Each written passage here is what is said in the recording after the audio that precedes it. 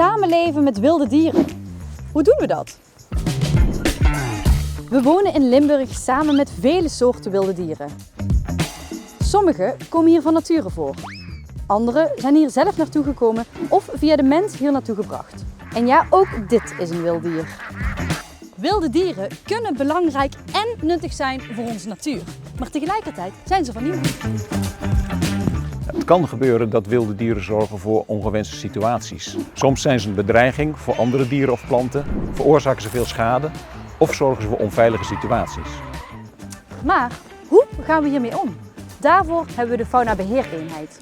Bij schade en overlast wordt eerst gekeken naar andere manieren om tot een oplossing te komen. Bijvoorbeeld door preventie of door schadevergoedingen.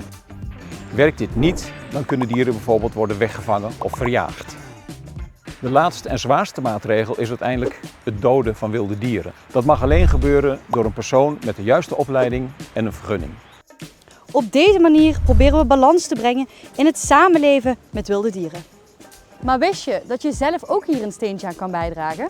Bijvoorbeeld door sowieso je hond aan de lijn te houden waar dat moet, nooit wilde dieren te voeren en natuurlijk altijd op de wandel- en fietspaden te blijven.